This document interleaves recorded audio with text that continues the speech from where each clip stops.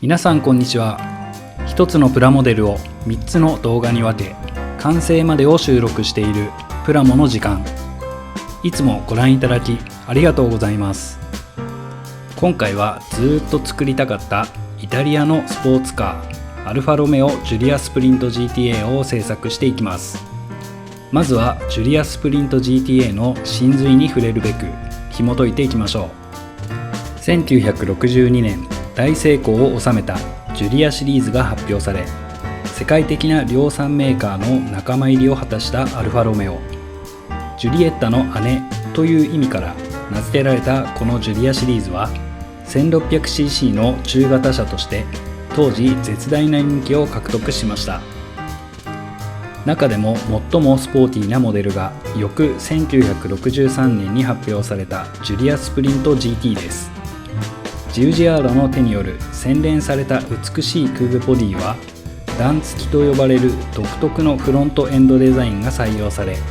グリル中央にはアルファロメオ伝統の盾をレイアウト。121馬力を発揮する排気量 1570cc の DOHC4 気筒エンジンを搭載し、5速マニュアルトランスミッションが組み合わされていました。先進的な内容としてブレーキは4輪ともディスクブレーキが採用。さらに1965年にはジュリアスプリント GT をベースにアルミ製ボディで大幅な軽量化を実現し、133馬力を発揮するツインプラグ化されたエンジンを搭載したレース用のベースモデルジュリアスプリント GTA を発表。アルファロメオのレース部門であるアウトデルタによってレース用にチューンされた GTA は1966年から69年までの4年間にわたりヨーロッパツーリングカーレースのチャンピオンの座を守り続けた車です。それでは早速仮組みから。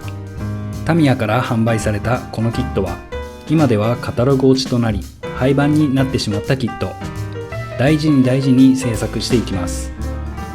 キットの内容としてはディスプレイタイプのキットでエンジンまでもが再現されており、ボンネットも開閉可能。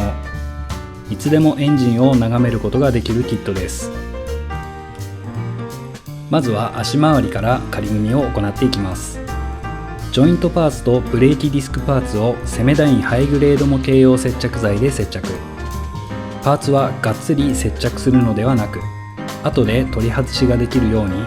必要最低限の箇所のみ接着し作業を進めていきます。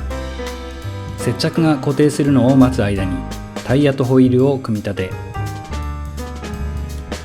リアにはスプリングパーツとシャフトパーツを取り付け、接着が固定したディスクブレーキ一式を取り付けていきます。フロントはアームパーツに対しディスクブレーキ一式を組み立てた後、シャシーに取り付けていきます。ボディには開閉パーツを接着しボディと合体。そしてシャシーとボディ、ホイールとウィンドウを組み付け仮組み完成です。気になった点はボンネットのチリ、車高、ウィンドウの合い、ウィンカー部分くらいでキット自体はものすごくいいプロポーション。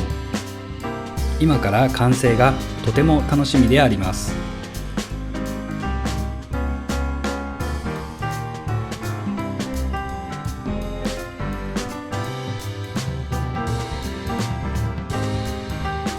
次に筋彫りを行っていきます。使用しているツールはタミヤ製の筋彫り調光ブレードで 0.15mm の刃を装着したものと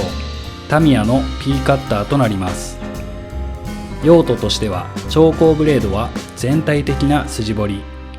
P カッターは刃幅が調光ブレードよりも広いのでドアやボンネットなどの開閉パーツ部分に使用しています。リアルな完成度を追求するにあたり、ボディのパーツそれぞれに対し筋を入れておかないと塗装を重ねた時に溝が塗料で埋もれてしまい、リアルなシャープさが欠けてしまうので、そうならないためにもしっかり丁寧に彫っていきます。といってもあまり深くしすぎると不自然なシルエットになってしまったり、パーツが貫通し割れてしまう場合もありますので、あくまでも軽いタッチでそれぞれ3から5回を目安に。なおかつボンネットやドアなどの開閉パーツ部分は他のパーツとの差を明確につけるためにも P カッターを使い、太めのラインになるよう意識しながらしっかり彫っていきます。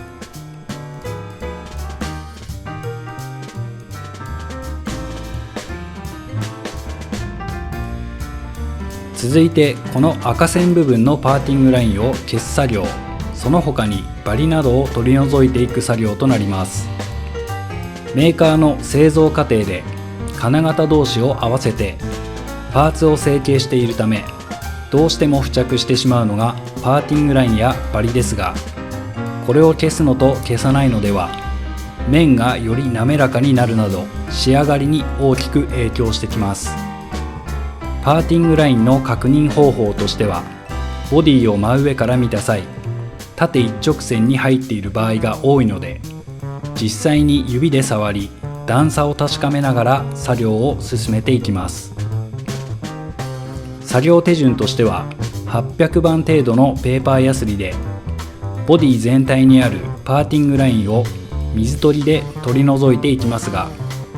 取り除く際の注意点として細かなプレスラインもありますので、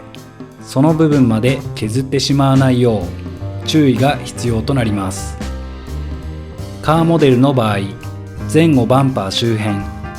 ボディを真上から見た際にリアからフロントまで一直線にパーティングラインがあり、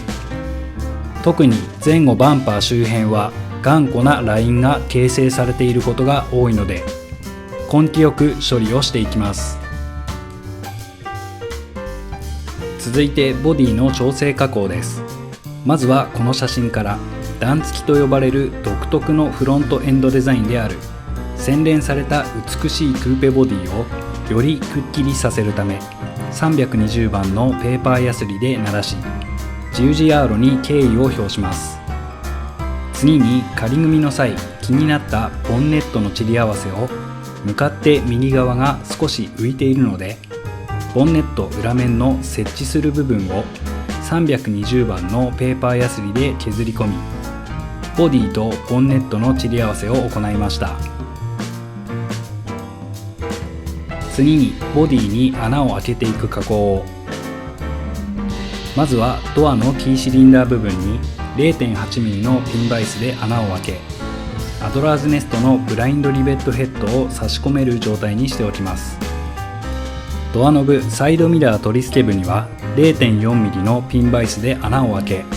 後ほど支柱を取り付けたドアノブとサイドミラーをしっかり固定できるようにしておきます。いずれも塗装前に調整をし、スムーズに進行できるようにしておきました。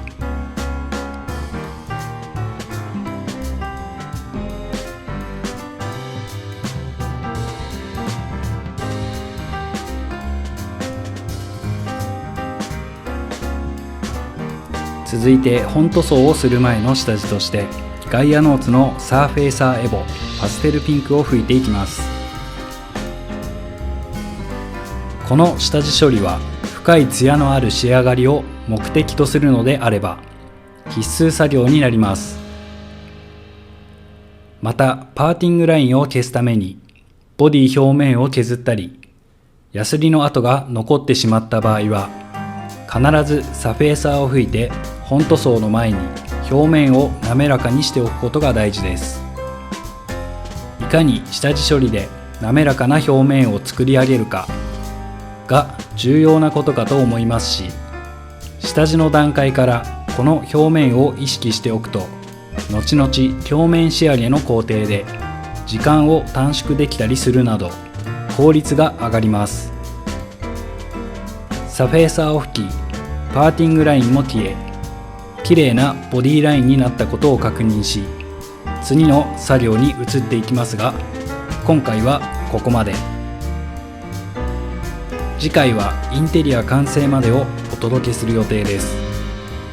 ご視聴いただきありがとうございました。